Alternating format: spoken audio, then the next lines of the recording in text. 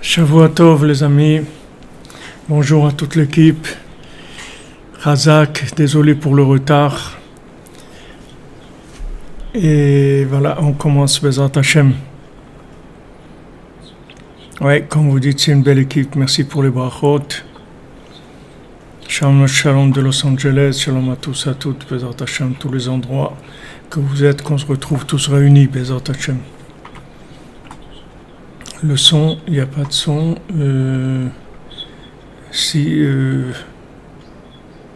Normalement, il y a du son, oui.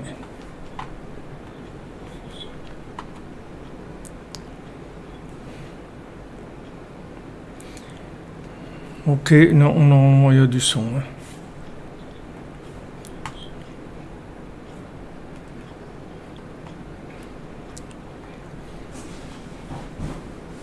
C'est ok. Ben c'est parfait pour vous, c'est bien, par Hachem. Hachem, je suis désolé pour le retard. Alors, Bezrat Hachem, on commence une semaine, une bracha d'atzlacha pour tout le monde, dans tous les domaines. Bezrat Hachem, que des bonnes choses, des brachot, des shuot pour tout le monde.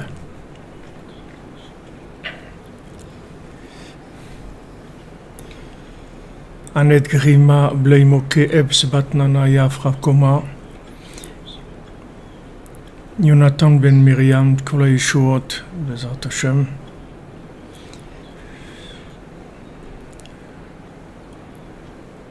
Shlomo Ben Piaka Shulamit Einav Bat Bluma Shoshana Mikael Shimon Meslati Ben Zohar Sandrine Bat Nachman Sandrine Bat Janine Bat Eglantine, Achamim Ben Ruth, Chaya Tamra Bat Joa, Tzipora Bat Tamra, Ronald Bat Tzipora, bonne délivrance pour Béatrice Aurélie Bat Gila, Zivouk pour Avi Yaakov Ben Gislen Sarah, Nathaniel Moshe Ben Gislen Sarah, Raphaël Ben Chana, Armand Eliaou Ben Shmuel, Nofar Bat Bluma Shoshana, Aaron Ben Oznat, Magali Galit Bativet Yochevet, Yair Perez Ben Magalit Galit, Chana Bat Miriam, Yohan Raphaël Ben Devora. Voilà ce que j'ai reçu.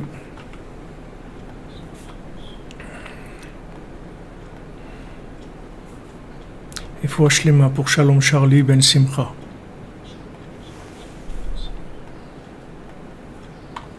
Voilà, on avance.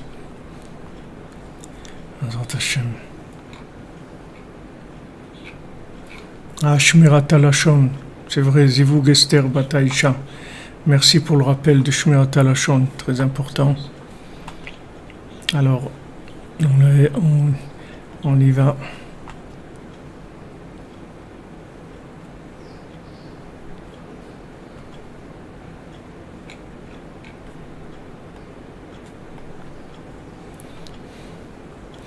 Alors, première halakha de Shmirat Halashon, toute déclaration déplaisante est strictement prohibée, même lorsqu'elle-ci est formulée sans haine ni mauvaise intention, ou même pour plaisanter. D'accord? C'est-à-dire que si on dit quelque chose qui est déplaisant pour quelqu'un, c'est-à-dire qui est quelque chose de négatif par rapport à lui, c'est interdit, même si c'est dit sans aucune mauvaise intention, uniquement pour plaisanter. Il est interdit de médire, même si l'on tait les noms des personnes concernées, lorsque l'auditeur peut en deviner l'identité.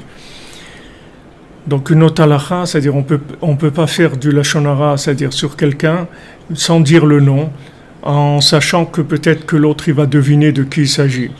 Même si les propos n'ont rien de dérangeant, de dénigrant, pardon, même s'il n'y a rien de dénigrant, mais qu'ils risquent de causer du tort à la victime et que l'intention de l'auteur est malveillante, on les considère comme du lashon hara. C'est-à-dire que même si c'est pas dénigrant, mais ça risque de causer du tort à la victime et que l'intention de la personne qui le dit, elle est malveillante, alors c'est considéré comme du lashon hara. Voilà pour Shmirat Halashon pour aujourd'hui. Zigvouk pour Esther Bataïcha. Merci de m'avoir appelé. Tout le monde a Ouman pour Rosh Hashanah. Bezrat Hashem. Refoua pour Rufin Ango. Washlima Betzalel ben Rachel.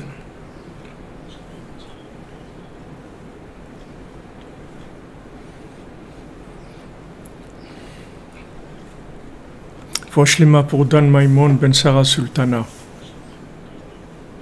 Zivouk pour tous ceux qui ont besoin. Merci pour les Kashrut et David.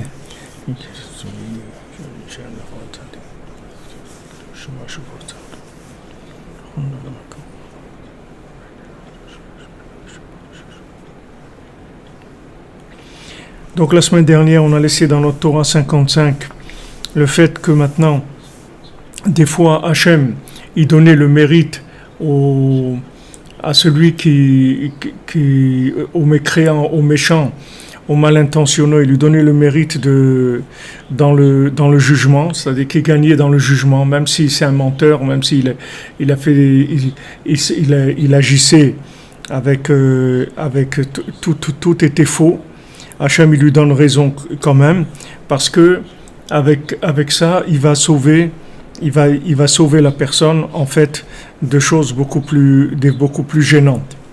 Alors, Rabbeinu dit, Vezot asriya shezoche badin, et ce mérite-là, que maintenant il va gagner, le mécréant, il va gagner dans le jugement, chez Melavdim alavsrut, c'est-à-dire qu'est-ce qu'on fait? On regarde un angle positif chez lui. Ça va faire sauver le tzaddik du mauvais œil du méchant, du mécréant. Parce que pour enlever maintenant le jugement qui a sur quelqu'un, alors il faut la révélation de la main d'Hachem, comme il est écrit Vetochez bemishpat yadi, comme c'est écrit ma main au sujet d'Hachem, elle tient le jugement, la justice. Shelo ishlot al racha, de manière à ce que le jugement, il prenne pas sur le mécréant. C'est-à-dire Hachem, il va faire en sorte que le méchant, il soit pas jugé. Au Kshenitgale Yad Hachem. Alors maintenant, quand il y a le révèlement de la main d'Hachem, alors à ce moment-là, il y a une ombre qui se fait. Que dans cette ombre-là, en fait, le tzaddik, il va se cacher du poison, du mauvais œil du mécréant. Comme c'est écrit, et je te cacherai dans l'ombre de ma main. Alors qu'est-ce qu'il fait Hachem? Hachem, il fait sortir sa main dans le jugement. C'est-à-dire que maintenant, la main d'Hachem, en fait, elle est retenue dans le jugement. C'est-à-dire Hachem, il ne juge pas négativement celui qui le mérite, c'est-à-dire le méchant, le mécréant. Hachem, il le juge pas, mais négativement. Et avec ça, en fait, il fait une ombre avec sa main, et son intention, c'est de créer une ombre pour cacher le tzaddik.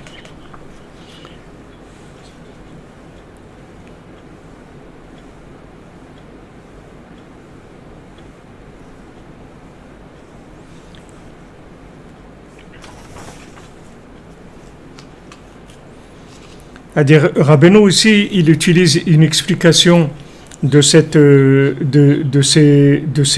versets-là, qui est différente un petit peu de l'explication classique normale.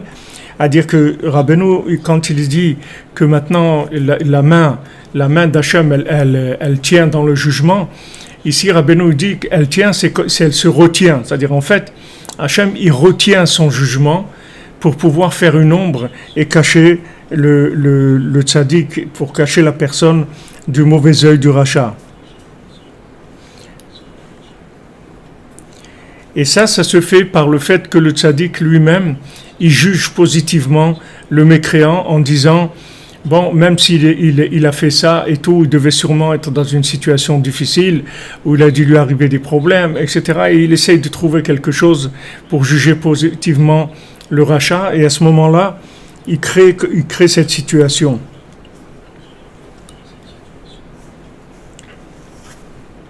Parce que toute la force maintenant du méchant, du mécréant, elle se fait avec le poison de son mauvais œil qui regarde la personne, comme on a dit que il essaye de coller son mauvais œil dans une personne et de lui rentrer le mauvais œil, comme ça la personne elle se voit négativement. Alors Rabbeinu dit qu'il y a Rechaim begalut amarazé, parce que les Rechaim, c'est-à-dire quand on a dit, je vous le rappelle, quand on parle des Rechaim ici, on parle des gens qui sont les ennemis d'Hachem, qui sont les ennemis de la Emouna, qui veulent cacher la présence divine dans le monde.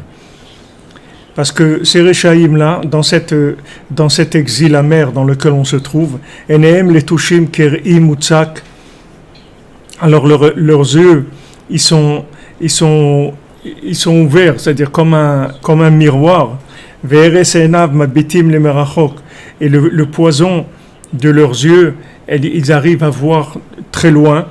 Beprinat Hema Yabitu Yirubi, comme il est écrit, eux, ils vont observer, ils vont regarder et ils vont faire du mal en moi. Kalide Atzel Kahu Meor Enav Venershachim Shenares Shelahem Yechol Azik. Maintenant, quand Hachem il fait cette ombre-là, en fait, il baisse la vue des Rechaim et à ce moment-là, leur mauvais regard, il ne peut plus nous atteindre parce que leur vue a baissé à cause de l'ombre. Il n'y a plus la lumière pour que leur vue elle puisse atteindre le tzaddik. Donc toutes ces notions-là, ce sont des notions qui sont un petit peu qui sont un petit peu en dehors de la compréhension vraiment pratique dans ce qui nous concerne. Mais bon, pour l'instant, on passe le texte de la Torah pour voir les éléments. Et si Rabbeinu il ouvre quelque chose qu'on peut comprendre, alors on peut comprendre. Sinon, voilà, c'est des éléments que Rabbeinu nous donne. Aval tzadikim shemeor enehem bizman azeh katan. Maintenant, les tzadikim, que eux, la vision de leurs yeux de nos jours, elle est petite, elle est faible. Beprinat mi iver ki mishulam. Qui est aveugle comme quelqu'un qui est en exil.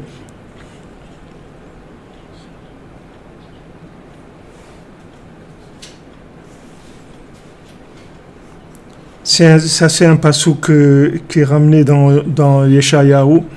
Validé Atsen et Trazek Meorenehem. Alors maintenant, avec l'ombre, ça renforce la vue des tzadikim. Comme les gens qui ont une vue qui est faible. Alors ils ne peuvent pas bien voir quand la lumière est trop forte. Alors ils voient quand il y a de l'ombre, alors c'est mieux pour eux. Et ils ont besoin de l'ombre pour pouvoir bien voir. Donc en fait, avec cette ombre-là, Hachem il fait deux choses. D'une chose, il affaiblit la possibilité du mauvais œil, du mécréant, du méchant.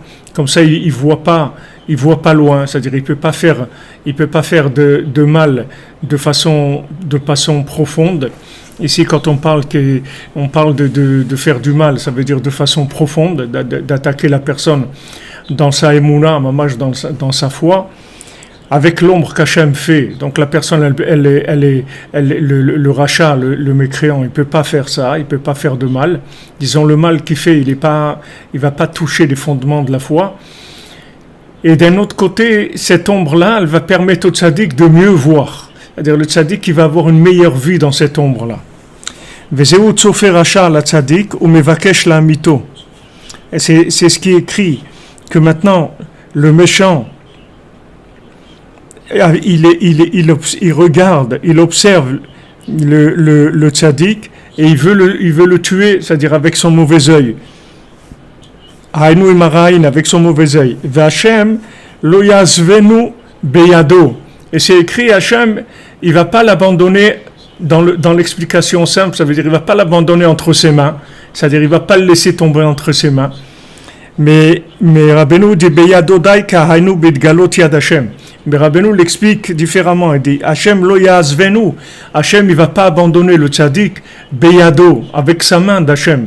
C'est-à-dire avec sa main, il va protéger le tzaddik et il va affaiblir le rachat.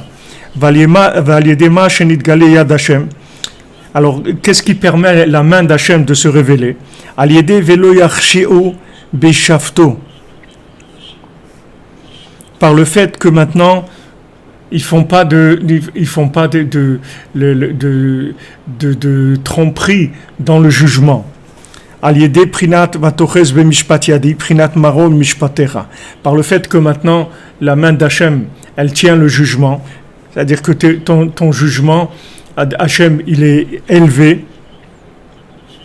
Qui aliedeze kahu meor ene arasha prinat shagu bereya aliede pakup lilia zo prinat mishpat shezoche badin aliede shagu bereya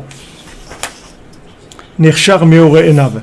Donc maintenant le fait que maintenant quand il y a le jugement d'Hachem,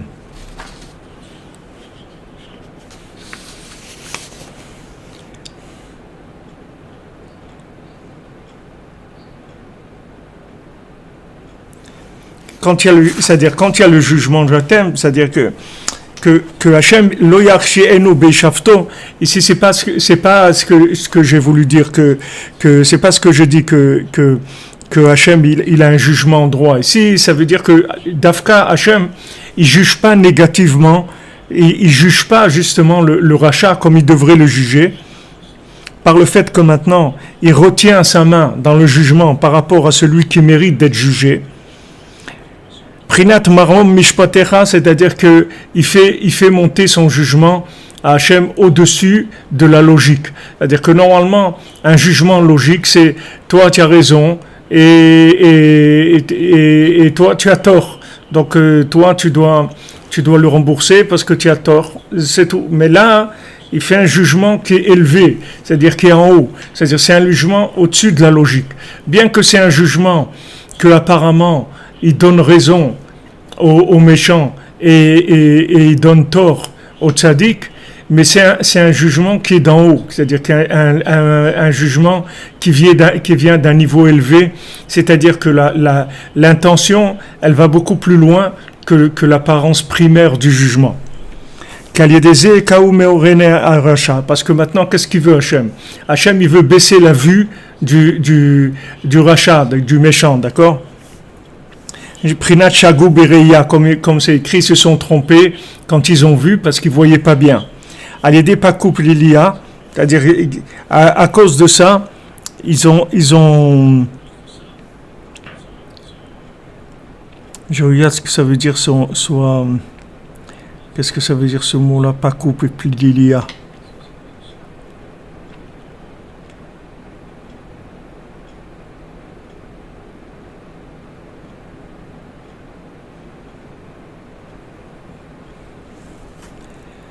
Marom Mishpatecha, oui.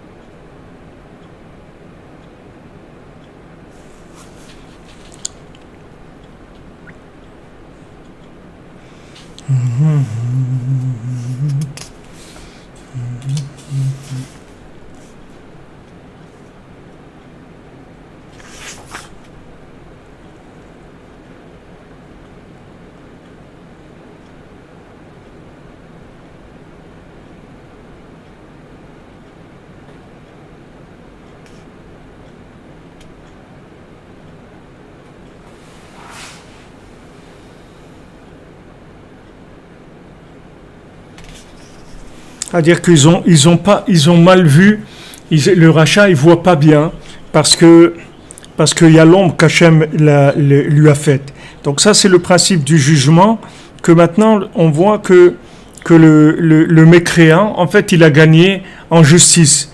Quand vous voyez à l'ONU ou des trucs comme ça, vous voyez des fois des trucs horribles et que vous avez l'impression qu'il que les gens qui font du mal, ils ont raison dans les jugements.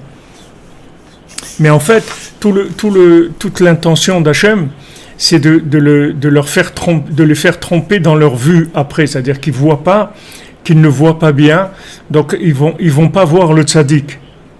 C'est-à-dire ça va leur baisser leur vue et ils vont pas voir le tzaddik.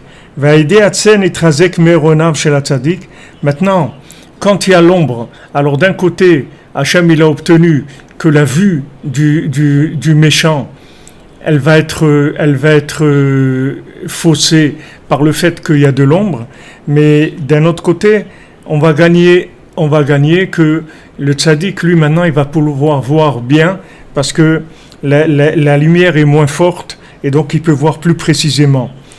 Et Rabbeinu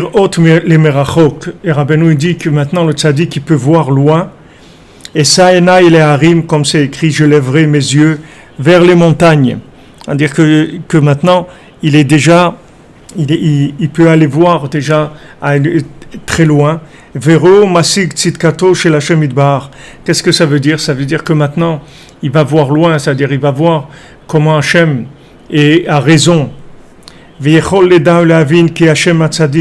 il peut comprendre que Hachem avait raison.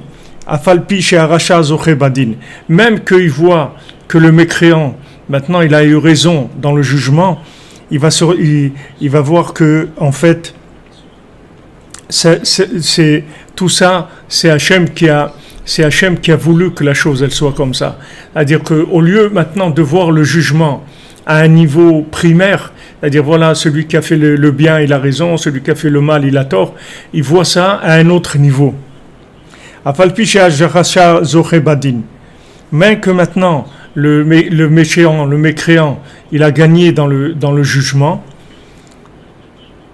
Et normalement c'est pas la justice première, c'est-à-dire que normalement le méchant il doit pas gagner dans le jugement. Il voit maintenant que la justice, que Hachem il donne raison aux méchants. En fait, c'est ça le vrai jugement d'Hachem. Kilo azdik racha. Parce qu'Hachem il a dit déjà, je ne donnerai pas raison aux méchants. C'est-à-dire que Hachem il nous dit, je ne donnerai pas raison aux méchants.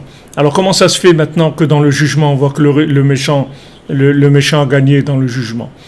Alors quand maintenant Hachem fait l'ombre au rachat pour que le méchant il se trompe et il voit pas le tzaddik, en même temps il donne une acuité plus forte au tzaddik pour qu'il puisse voir plus loin que la situation à sa première interprétation, c'est-à-dire au premier niveau, et qui voit qu'en fait il y a tout un calcul qu'Hachem il fait derrière ça, et que Hachem en fait c'est que de la justice véritable, et justement grâce à ça Hachem il va rétablir la justice, c'est-à-dire que maintenant grâce à ça il va faire tomber le méchant et il va donner raison au tzaddik. Seulement la justice elle n'est pas au premier niveau. Et c'est ça qui est écrit, je vais lever mes yeux vers les montagnes. Ça c'est la tzidkut, c'est-à-dire c'est la raison, le fait que Hachem il est juste dans son jugement. Comme il écrit, ta justice elle est comme des montagnes d'Hachem. Même qu'on voit que le jugement qui est sorti, il est dans Théom Rabba, il est en bas dans le Théom, dans les abîmes. Malgré que maintenant le jugement, il est dans les abîmes. Pourquoi il est dans les abîmes? Parce qu'on voit que maintenant, a priori, dans le jugement, quand il y a jugement, voilà que le mécréant, le méchant, il est sorti gagnant. Il est sorti gagnant. Ça, c'est au premier niveau. Mais quand on passe à un autre niveau, on va voir que, en fait, le méchant, il n'est pas gagnant du tout. Le méchant, il n'est pas gagnant du tout. C'est-à-dire que c'est vraiment le tzaddik qui a gagné. Seulement, c'est fait d'une façon tellement élevée. C'est-à-dire c'est tellement subtil comment c'est fait que ça se voit pas au premier niveau. Il faut lever les yeux vers les montagnes, c'est-à-dire que il faut avoir une vision qui est beaucoup plus haute. Et à ce moment-là, on va comprendre que Béhémet, le méchant, il a jamais gagné. Il a perdu. Hachem, il a fait tout ça pour le faire tomber, en fait.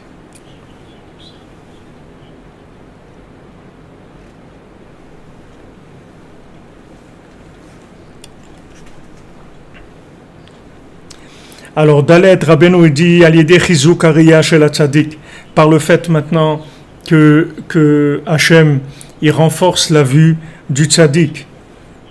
Comment il renforce sa vue? Sheroet Tzidkat Hachem, c'est-à-dire que sa vision des choses maintenant, il voit que en fait Hachem, il est tzaddik. Hachem, il est tzaddik, c'est-à-dire Hachem Béhémet dans le jugement, il a fait les choses comme il le fallait. Nitrazek Emunato. Maintenant, ça renforce la Emouna.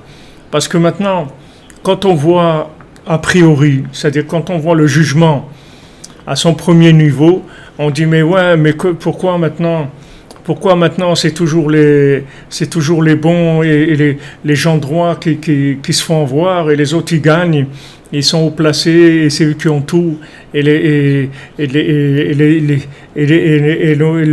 gens justes et tout, ils ont rien. Pourquoi c'est comme ça? Ça, c'est quand la personne, elle voit au premier niveau. Alors, ça lui affaiblit sa émouna. Parce qu'il s'est dit, mais alors, ça veut dire que quoi? Que Chas v'Shalom, Hachem, il donne raison aux méchants, il donne raison aux mécréants. C'est terrible. Pourquoi c'est comme ça? Ça affaiblit la émouna. Pardon. C'est comme si on disait, voilà, donc en fait, le jugement, il est pas vraiment vrai parce qu'on voit c'est celui qui a raison qui a perdu dans le jugement et celui qui a tort, le méchant, il a gagné. Alors ça affaiblit la émouna. Maintenant, quand on regarde plus haut, on va voir que Béhémet, celui qui apparemment il a gagné, il a rien gagné du tout. Et celui qui apparemment il a perdu, il a rien perdu du tout, il a gagné au contraire. Parce que maintenant, quand Hachem il a fait l'ombre, il a caché le tzaddik pour pas que maintenant le méchant il le voit et avec son mauvais œil et lui fasse du mal. Il l'a caché, c'est-à-dire apparemment il lui a donné raison, mais en fait il a pas donné du tout raison au rachat.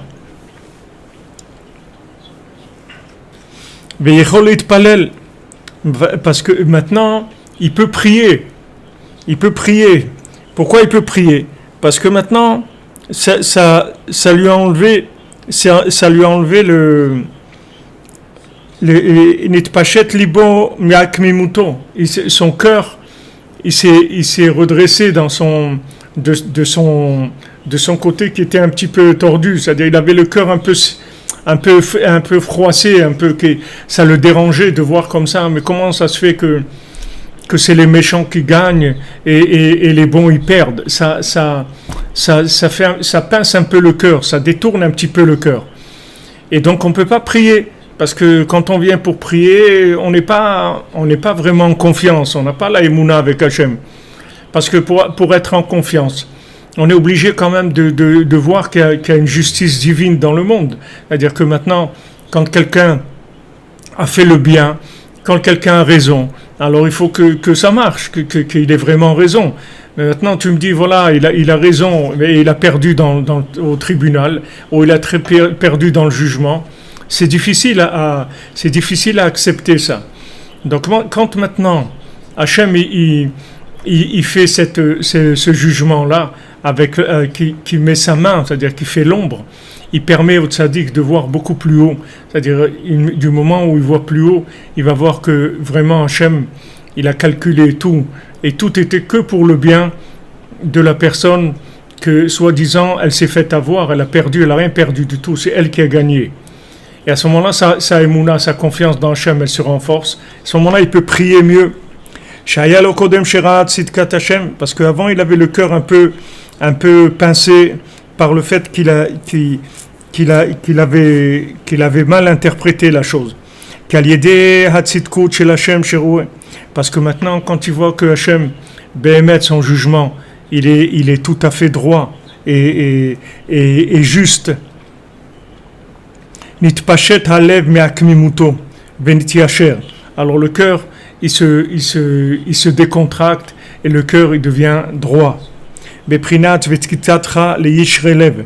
C'est écrit vetkitatra le yishrelev. Ta tzitkut Hashem, c'est-à-dire ta justice, le fait que tu es juste et droit, le yishrelev, c'est pour redresser le cœur en fait.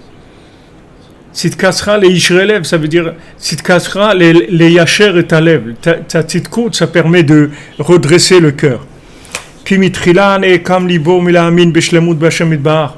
Parce qu'au début, son cœur, il était un peu pincé, un peu froissé, d'avoir une confiance totale dans Hachem. Kayan idmelo, sheivet, parce qu'il avait l'impression que Chas v'Shalom, Hachem, il a pas fait comme le jugement comme il le fallait.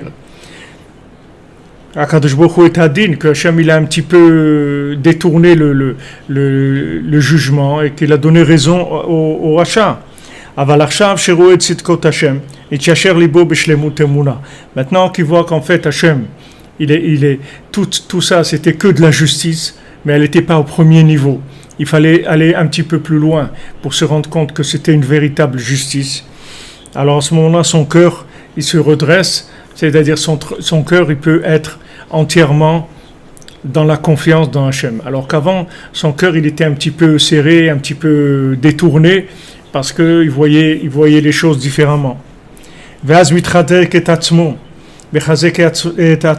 moment-là, maintenant, il se renforce. Et maintenant, il commence à prier pour ce dont il a besoin. Parce que la prière, elle n'est valable qu'avec la foi. Que maintenant, il a confiance. Il est sûr que tout est dans le pouvoir d'Hachem. Afilou le shanot ateva, même de changer les lois naturelles. Ve'en HaKadosh Baruch Hu mekaper schar shel kol bria. Et HaKadosh Baruch Hu, il enlève jamais ce qui revient à qui que ce soit. Il n'y a aucune créature du monde que Hachem il va pas lui donner ce qui lui revient. Qui tzadik Hachem, parce qu'Hachem il est tzadik. Donc il n'y a jamais chez Hachem un jugement qui sort négatif, ça n'existe pas. C'est-à-dire que si on voit négativement, ça veut dire qu'on a vu un niveau qui n'était pas le niveau qu'il fallait voir. Mais Hachem, quand il juge, c'est toujours droit. C'est-à-dire Hachem, il est tzaddik. Et c'est ce qui est écrit. Hachem, je vais te remercier avec un cœur droit. À l'idée Yishrat Lev, par le fait d'avoir le cœur droit, Sheu Prinat Emuna, là c'est Prinat Tfila. C'est-à-dire que maintenant, par la Emuna, il va y avoir la prière qui va pouvoir exister. C'est-à-dire que maintenant, la prière qu'on va pouvoir remercier Hachem, dire merci mon Dieu, merci pour tout ce que tu me donnes, et utiliser la prière pour tout ce dont on a besoin. Utiliser la prière dans notre seul rapport avec la vie, c'est-à-dire de tout ce qu'on a besoin, on le demande à Hachem et on parle de tout avec Hachem. Pour arriver à ça, il faut avoir le cœur droit, c'est-à-dire que si maintenant le cœur il est un petit peu détourné parce qu'on a perdu un peu la confiance, on a cru que ouais c'est les méchants qui ont raison, c'est ceux qui font le mal qui dominent, etc. Ils dominent rien du tout. Ils dominent rien du tout. Ne croyez pas qu'ils dominent. C'est une illusion, vous croyez qu'ils dominent. Ils dominent pas. Vous croyez que c'est la domination des forces négatives. Les forces négatives, elles ne dominent pas du tout. Seulement, Hachem, qu'est-ce qu'il fait ? Il veut créer une zone protégée dans laquelle le bien, il va se développer à l'abri des mauvais regards. Hachem, il veut développer le bien à l'abri du mauvais regard. Donc maintenant, qu'est-ce qu'il fait ? Il donne raison apparemment à celui qui est dans le mensonge et il va dominer, il va se développer, il va faire plein de choses. Maintenant, pendant qu'il va faire ça, il va perdre complètement de vue celui qui est en train de développer la chose véritable. La chose véritable, c'est-à-dire ce qui est le plus important, c'est en train de se développer. C'est en train de se développer dans des endroits qui ont l'air cachés, dans la yeshiva des cordonniers, des choses qui ont l'air cachées du monde, qui ne sont pas ouvertes. C'est sûr que si on avait une yeshiva où il y avait 10 000 personnes qui étaient assises en train d'écouter le cours et que tout le monde venait, qu'il y avait des déplacements de bus et trucs, ça serait beaucoup plus, ça serait vu avec un regard du côté d'Amalek beaucoup plus fort. Mais là, c'est caché, c'est-à-dire les choses, elles se cachent. On a l'impression que ceux qui sont en train d'enseigner des bêtises et du mensonge, alors ils ont des grands trucs, ils ont des grands amphithéâtres et des trucs, etc., pour enseigner des bêtises. Et quand on veut enseigner la Torah de Mashiach, la Torah de Rabbi Nachman, qui est la Torah de Mashiach, alors on doit des trucs avec des petits trucs et des téléphones où ça coupe au milieu parce que la connexion Internet, elle n'est pas terrible et des trucs et tout. Mais savoir que ce côté boiteux là, qu'on a l'impression de la vérité, comme on voit que Yaakov il boitait, c'est-à-dire que ce côté un petit peu boiteux de l'expression de la vérité, ne croyez pas c'est parce que la vérité elle est chas v'shalom, elle est pas considérée. La vérité, elle est énormément considérée. Mais comme maintenant, Hachem, il veut que cette vérité, elle se développe, elle arrive à maturité, pour l'instant, elle est embryonnaire. Il veut qu'elle se développe et qu'elle arrive mamash à être reconnue, par tout le monde. Alors pour ça, il faut laisser couver l'œuf et il faut le laisser sortir. C'est ce qui se passe maintenant pendant les 3 semaines. Vous voyez maintenant les 3 semaines dans lesquelles on est maintenant. Ces 3 semaines-là, c'est fait pour... Pardon. Ces 3 semaines, c'est fait pour... C'est 21 jours, d'accord? Ces 21 jours... Rabbeinu dit... Excusez-moi, j'ai rallumé.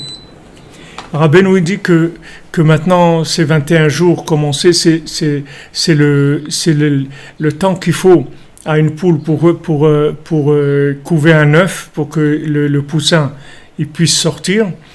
Et maintenant le fait que maintenant, au bout de 21 jours, le poussin il va sortir, c'est-à-dire que cette période pendant laquelle il était caché, c'est ça qui a permis au poussin de se développer et de sortir. Comme il y a pour Léa aussi, quand elle a eu Lévi, elle a appelé Lévi parce qu'elle a dit à Paham, il avait Ishi Elai, que maintenant Ishi Elai, maintenant mon mari, il va être avec moi. Pourquoi? Parce que je lui ai donné Lévi. Que Lévi, c'est quoi? C'est la rigueur qui se transforme en musique. C'est-à-dire que maintenant, c'est le chant qui provient de la rigueur, mais la rigueur entièrement adoucie. Le vent du nord, comme on l'a dit, souffle sur la harpe de David, et ça donne une chanson, un nigoun extraordinaire. Alors cette mélodie, c'est l'adoucissement total de la rigueur. Alors Léa, elle a dit, voilà maintenant, Hachem, il a fait il m'a donné Lévi, que lui, il a la clé de la mélodie, et avec ça, mon mari va être avec moi maintenant. C'est-à-dire que ça va permettre de rapprocher Léa et Yaakov, alors que Léa, au départ, elle était, comme il nous explique nos sages, elle était dans la nuque, c'est-à-dire Yaakov, il voyait pas la grandeur de Léa, parce qu'elle était tellement grande qu'elle n'était pas visible. Comme on voit ici, elle était dans l'ombre. Elle était dans l'ombre parce que c'était l'épouse de Esav. Hachem, il ne pouvait pas la faire sortir. S'il faisait sortir sa grandeur, alors Esav, il aurait mis l'œil sur elle et ça aurait fait des choses terribles. Donc Hachem, il a caché Léa. Mais en fait, Léa, c'est elle qui a donné les 6 garçons et la fille, c'est-à-dire elle a donné la plupart des Shvatim, ils sont sortis de Léa. Rachel, elle a eu que Yosef et Binyamin, mais Léa, elle a donné beaucoup d'enfants. Pourquoi? Parce qu'elle était cachée. Elle était cachée parce que Hachem, il faisait soi-disant, il donnait raison à Lavan, il laissait Lavan faire ses entourloupettes et ses trucs, ses entourloupes plutôt.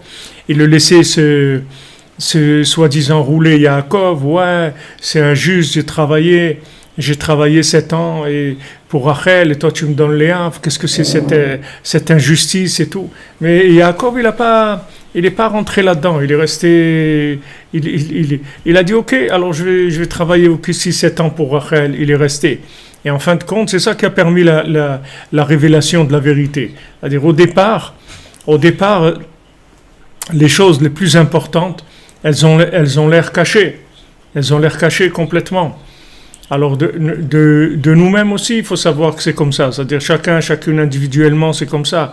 Quand on passe des choses difficiles dans notre vie, il ne faut pas croire que Chas v'Shalom, Hachem il n'est pas avec nous, ou Hachem il nous a mis dans de la difficulté, ou Hachem il ne s'occupe pas de nous, ou il fait pas qu'on soit bien, qu'on réussisse. Hachem, tout ce qu'il fait, c'est pour notre réussite, et tout ce qu'il fait, c'est pour notre bien.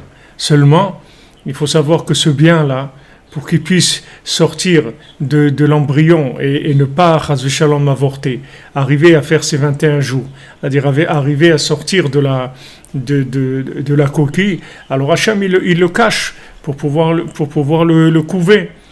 Pour l'instant, il est couvé. Comment il est couvé?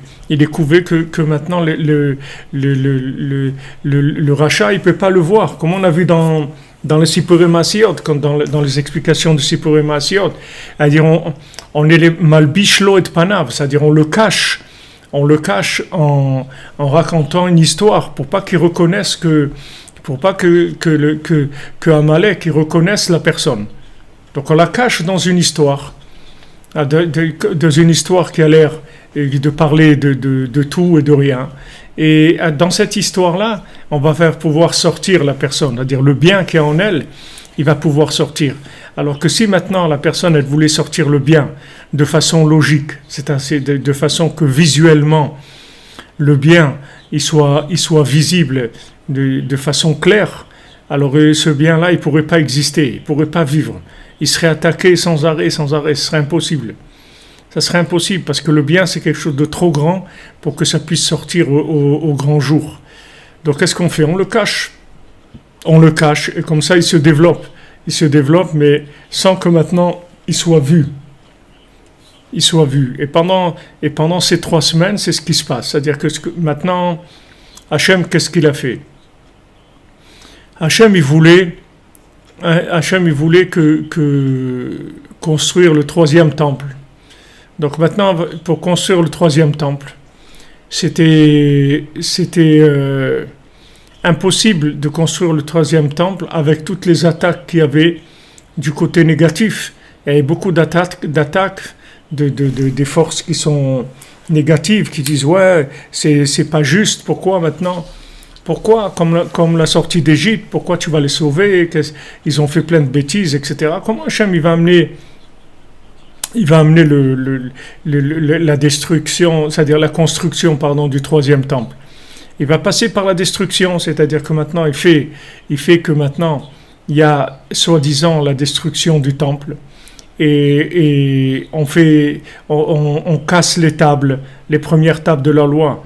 Alors Moshe Rabbeinu il les casse, mais en fait quand il les casse, c'est pas pour les casser, c'est pour amener les deuxièmes, parce que il met en avant les premières.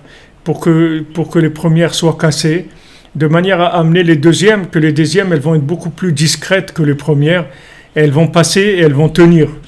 Donc il y a eu le 17 Tammuz, tous les malheurs qu'il y a eu de destruction. En fait, ces destructions-là, ce sont des destructions qui ont l'air de la destruction. Mais en fait, il y a 21 jours après, il y a Tisha B'Av. Et Tisha B'Av, pour l'instant, ça se montre comme quelque chose de négatif. Mais en fait, comme on l'a dit, Mashiach il va naître à Tisha B'Av. C'est-à-dire, Tisha B'Av, c'est la reconstruction. Tisha B'Av, c'est pas la destruction. La preuve, c'est qu'on ne fait pas aussi des tachanoun. On ne fait pas tachanoun à Tisha B'Av. On ne fait pas des supplications. Alors que dans la semaine normale, on fait supplication. Le jour Tisha B'Av, on ne fait pas parce que en fait, ça s'appelle Moed, ça s'appelle une fête. Maintenant, elle est à l'envers, apparemment. Mais c'est comme ça que en fait, Hachem, il prépare la fête. Il prépare la fête d'une façon inversée pour pas que le mauvais œil il puisse attaquer la personne. Et nous-mêmes, il faut savoir que tous les manques qu'on a dans notre vie, quand on n'arrive pas à faire quelque chose, quand on n'arrive pas à réaliser le bien qu'on veut réaliser, qu'on est attaqué, on est embêté et tout, ne croyez pas, Chas v'Shalom, que Hachem il veut pas nous laisser réussir. Hachem il veut nous laisser réussir. C'est justement parce qu'il veut nous laisser réussir qu'il nous fait passer par ça, par ces difficultés-là. Des fois nous-mêmes, c'est pourquoi Hachem il nous fait pas que depuis notre enfance, on a fait sortir le bien qui est en nous, parce que le bien qui est en nous, il est tellement grand que s'il était sorti dans notre enfance, on n'aurait pas pu vivre. Comme il a dit Rabbi Nachman quand ils lui ont dit quand il a dit à Rabbi Nachman, ils lui ont dit comment à 38 ans vous allez nous quitter, etc. Rabbi Nachman il a dit c'est pas comme ça qu'il faut voir les choses. Ce qu'il faut vous dire c'est comment je suis resté avec vous 38 ans, comment j'ai vécu 38 ans, comment un chidouche comme Rabbi Nachman il a vécu 38 ans. Normalement il n'aurait pas dû vivre, il aurait dû vivre que quelques années. Mais le fait qu'il a vécu jusqu'à 38 ans, c'est un très grand chesed d'Hachem. Au contraire, il a vécu beaucoup, parce que 38 ans de Rabbi Nachman, c'est 5000 ans de quelqu'un d'autre. Ça n'a rien à voir. C'est-à-dire 38 ans, ce qu'il a fait Rabbi Nachman en 38 ans, il a réparé toute l'humanité depuis la création, tous les individus qu'il allait avoir, il va avoir, tout. Il a réparé dans ces 38 ans-là. Donc c'est pas voir les 38 ans, il va voir qu'est-ce qui a pu se passer justement dans ces 38 ans-là. Alors nous, c'est pareil, c'est-à-dire que maintenant, des fois dans notre vie, on passe par des échecs, des choses difficiles, des moments difficiles. On cherche des choses, on veut réaliser un projet, on a des trucs, ça marche pas. Ça marche pas, des trucs, soit on nous embête, soit on nous empêche, soit nos trucs, soit on a été dévié aussi. On a été dévié, des fois quelqu'un fait tchouva à l'âge de 30 ans, ou 40 ans, ou 50 ans, ou 60 ans, et découvre la vérité. Maintenant, il peut venir devant Hachem avec des revendications, il dit Hachem, tu m'as fait découvrir la vérité maintenant, pourquoi tu m'as pas fait découvrir avant, que j'aurais pu profiter d'une autre vie, etc. Mais c'est pas comme ça qu'il faut voir les choses. Il faut savoir que Hachem, il est plus pressé que nous-mêmes de faire sortir le bien qui est en nous. Seulement, Hachem, il connaît les 21 jours de chacun. Chacun, c'est pas le même embryon qu'il y a dans l'œuf. C'est pas le même poussin qu'il y a dans l'œuf. Et il sait que si maintenant cette personne-là, elle sort avant, elle va pas pouvoir tenir. Elle va pas pouvoir tenir. Le bien ne tiendra pas parce qu'il va être tellement attaqué par le mauvais œil du rachat qu'il ne pourra pas tenir. Il va pas sortir, il va pas se maintenir le bien. Donc il va pas réussir. Et il va être récupéré par le côté négatif. Donc qu'est-ce qu'il a fait? Il n'aura rien fait. Donc qu'est-ce qu'il fait? Il laisse ce bien en gestation dans une atmosphère qui a l'air complètement inversée par rapport à ce bien. Comme on a dit, David Ameler vient de Sdom. C'est-à-dire il vient d'un endroit complètement inversé. Ruth, d'où elle vient, toutes ces très grandes neshamot-là qui sont venues d'endroits tellement inversés. Et pendant qu'ils sont en gestation dans ces endroits-là, alors le mauvais œil ne les voit pas. Donc ils vont pouvoir se développer. Et quand maintenant ils seront arrivés à un moment où il y a possibilité maintenant de sortir et de révéler, alors il y aura la révélation, il n'y aura aucun problème. Mais quand il y aura la révélation, ça sera terminé. C'est-à-dire le mauvais œil de Bilam, il ne pourra rien faire. Bilam, il sera obligé de nous bénir. Obligé. Bilam, il sera obligé de nous bénir. Il n'aura pas le choix. Ce Bilam-là qui est venu, qui voulait nous tuer, qui est venu comme envoyé de Balak, qui avait ce mauvais œil, que maintenant tout leur ignan, c'était le mauvais œil, de nous mettre l'œil, le mauvais œil, etc. Tout ça, ça va disparaître. C'est fini Bilam. Après ils ont été, dans la paracha, ils ont tué Bilam. Hachem il a dit, vous allez à Midian, vous envoyez 12 000 personnes, et là-bas ils ont tué Bilam. Et Bilam il voulait nous maudire, mais il ne pouvait plus nous maudire. Pourquoi? Parce que le niveau de révélation, de l'attachement qu'on avait à Hachem, il était tellement grand que c'est fini. Il y avait, le mauvais œil, il pouvait plus. Il s'est transformé en bénédiction, le contraire. Donc il faut savoir que chacune d'entre nous, c'est comme ça. Tov Hashem lakol, Hashem il est bon pour chacune d'entre nous. Il n'y a rien de mal dans notre vie. Il n'y a rien de mal. Quand il y a quelque chose de mal, c'est une ombre protectrice. Il n'y a pas de mal. C'est même si vous voyez que ça a l'air des horreurs, mais c'est pas du mal. Parce que s'il y avait pas ça, le bien il pourrait pas naître. Alors qu'est-ce qui est mieux? Que le bien il va pas naître. On veut pas le mal, mais s'il n'y a pas ce mal là, qui a raison soi-disant, alors le bien il va pas pouvoir vivre. Alors des fois les gens disaient mais j'en ai marre, jusqu'à quand de souffrir, jusqu'à quand de trucs, etc. Et des fois les gens ils préfèrent, comme ils ont dit, ils préfèrent ne pas aller vers le bien, ils préfèrent ne pas aller en Israël et tout pour pas souffrir et tout, parce que c'est trop prématuré. Donc Hachem il est obligé. Hachem il a créé ça. Même les miraglim, c'est Hachem qui a voulu qu'il les envoie. Même tout ce qu'il y a eu, c'est Hachem qui a voulu comme ça. Que ça soit détruit, que maintenant il fasse Tisha B'Av déjà à l'époque des miraglim, et que les temples soient tout ça pour amener le troisième temple, pour amener la vérité éternelle, le bien éternel dans ce monde. Quand tu auras le troisième temple, il va y avoir le bien éternel, et le mal il disparaîtra complètement. Il n'y aura pas un petit peu, il n'y aura rien. Le mal il n'existera plus du tout, ça sera terminé. Maintenant, si vous voulez arriver individuellement à ça, il faut savoir que on est obligé de passer par des moments d'astara, des moments où le bien qui est en nous il est caché. Soit il est caché depuis notre naissance, qu'on ne s'en est même pas rendu compte, soit maintenant il est difficile à mettre en place et on essaye de chercher comment le mettre en place et on n'arrive pas parce que mais il faut savoir que tout ça c'est voulu par Hachem pour notre bien, pour justement nous permettre de nous développer. Vous permettre de nous développer. C'est comme un bébé qui se trouverait dans le ventre de sa maman, il veut sortir. Au bout de 3 mois ou 4 mois, il veut sortir. Il veut sortir, il en peut plus, il veut sortir du confinement. Lui aussi, il est confiné, 9 mois, confinement. Il veut sortir du confinement, il veut plus rester. Il veut plus rester en confinement, il veut sortir. Mais tu peux pas, tu n'as pas la force de sortir. Tu vas pas tenir, tu vas pas pouvoir vivre. Donc sachez que Hachem, il est que bon. Et tout ce que vous voyez comme difficultés, ce sont des difficultés d'ombre pour permettre au bien qui est en nous de se développer. Et ne vous faites pas de soucis. Hachem, il s'occupe du bien qu'il y a dans chacun et dans chacune de façon très précise et très personnelle. Et dès qu'il voit que ce bien-là, il est mûr, il va le faire sortir. Dès qu'il voit que ce bien-là, il est prêt à vivre, il dit, allez, vas-y, maintenant tu peux sortir. Tu peux sortir, vas-y.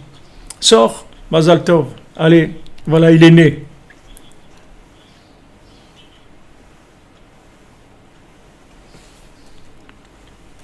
Il faut Hashlema pour Shalom Charlie Ben Simcha. On l'a dit au début du cours. Vous comprenez? On doit dépasser le côté, si vous voulez, comment l'apparence de l'injustice qu'on ressent dans notre vie, que vous voyez des gens qui ont des choses et que vous les avez pas, qui ont réussi à avoir des choses que vous avez pas eu et tout. Il faut pas regarder et avoir de venir avec comment on appelle ça devant Hachem avec des questions en disant voilà Hachem, mais pourquoi moi j'ai pas ci, pourquoi j'ai pas ça. Il faut savoir que maintenant tous ces manques là, toutes ces difficultés qu'on a pour obtenir ce qu'on a à obtenir, pas venir avec des revendications devant Hachem, parce que Hachem il sait exactement, très précisément le bien qu'il veut nous donner. Il n'y a aucun doute sur le bien. Et Hachem, tout ce qu'il fait avec nous, c'est que pour du bien. Il n'y a aucune intention de mal. Jamais. Hachem, il fait jamais de mal à qui que ce soit. Jamais. Hachem, il fait que du bien. Alors maintenant, pourquoi je suis dans une situation difficile? Pourquoi c'est comme ça? Pourquoi j'ai un mari comme ça? Pourquoi j'ai pas de mari? Pourquoi j'ai une parnassa comme ça? Pourquoi j'en ai pas? Pourquoi je me trouve dans des difficultés comme ci? Parce que on est en train de protéger le bien qui est en train de se développer en toi. Et si tu restes tranquille et que tu acceptes ce bien et que maintenant tu pries à Hachem, tu le remercies pour tout le bien qu'il te donne et tu lui dis s'il te plaît Hachem, donne-moi le bien, donne-moi-le de façon qui soit plus évidente, qui soit du vrai bien, j'en peux plus de souffrir. Je sais que c'est pour mon bien, mais je ne peux plus souffrir. Si on parle avec Hachem, on lui demande, avec ça, on fait des récipients de conscience qui permettent d'atténuer le mal et de l'enlever. Mais sachez que Hachem, tout ce qu'il nous envoie comme épreuve, il n'y a aucune épreuve pour nous faire du mal, Shalom. Jamais, Hachem, jamais il fait du mal à quelqu'un. Hachem, il veut juste protéger le bien qu'il y a en nous pour qu'il puisse se développer. Et après, quand il va sortir, ça y est, ça va être, c'est fini, c'est une acquisition éternelle. C'est comme le Mashiach, il se révèle pas, il se révèle pas. Pourquoi? Parce que s'il se révèle, ils vont le tuer les gens. Mon cher Rabbeinu, les gens ils voulaient le tuer. Rabbi Nachman il voulait le tuer. Tous les tzadikim qui étaient messianiques, le monde il voulait pas les supporter. Alors qu'est-ce qu'on va révéler? Pourquoi? Alors on fait attendre que ce bien-là, il arrive à maturité pour être accepté par tout le monde, parce qu'il sera dans une évidence, on pourra plus nier cette évidence, et à ce moment-là, il prendra Bezrat Hashem le pouvoir. Donc ça, c'est chacun d'entre nous, c'est comme ça. Chacun, il a sa princesse qui est sur la montagne en pierre précieuse, la montagne en or, le château en pierre précieuse. Et chacun il va rencontrer des géants, des trucs qui vont l'embêter, qui vont l'empêcher, il va s'endormir, il va tomber, il va manger, il va truc et tout. Sachez que tout ça, c'est que pour ce qu'il arrive en fin de compte à cet endroit-là. Et que s'il n'y avait pas ces difficultés, il ne serait jamais arrivé là-bas. Il n'aurait pas pu arriver parce qu'il y aurait une telle attaque qu'il aurait été, Chaz Shalom, détruit. Il n'aurait pas pu, le bien, il aurait été détruit dans l'œuf, comme on dit, dans l'embryon. Et nous, on veut que le bien, il se développe et il arrive. Rabbeinu, il dit, notre grandeur, notre splendeur, c'est que comme Mashiach, il va venir, qu'elle sera vue. La grandeur de la yeshiva des cordonniers, la grandeur de la yeshiva de Rabbeinu, la grandeur de Unyan de Rabbeinu, c'est que quand Mashiach viendra, que les gens ils pourront voir, waouh, c'était tellement grand, parce qu'avant, c'est pas possible, il y a trop de mauvais œil. Alors, Bezrat Hashem, qu'on ait le mérite qu'Hachem, il révèle vite le bien, qu'il accélère la couveuse, que ça mûrisse vite et bien, et de façon parfaite, Bezrat Hashem, pour chacun, et pour chacun et chacune d'entre nous, Bezrat Hashem. Be'atzlacha, les amis, merci d'être là, je suis désolé pour le retard, on se retrouve, Bezrat Hashem, cette nuit c'est pour Emma Siot, Hashem donne les forces, on puisse arriver à continuer, Bezrat Hashem. Merci les amis. Amen, amen. Merci pour vos bénédictions. Que de bonnes nouvelles et merci pour votre soutien, pour votre aide, tous ceux qui nous aident, pour la yeshiva des cordonniers, pour le Mishkan, pour tout, qu'Hachem vous bénisse. Merci.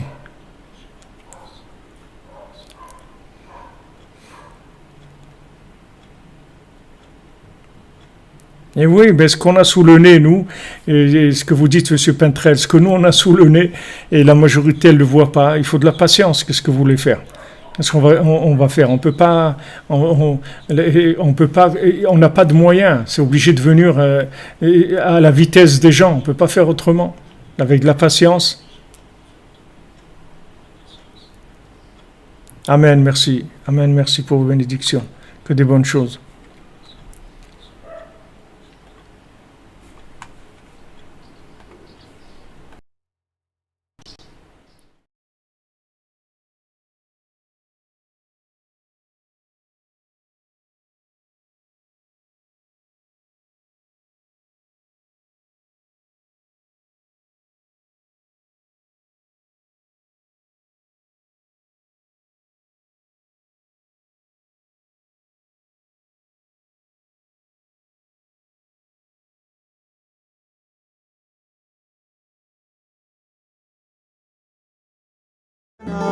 na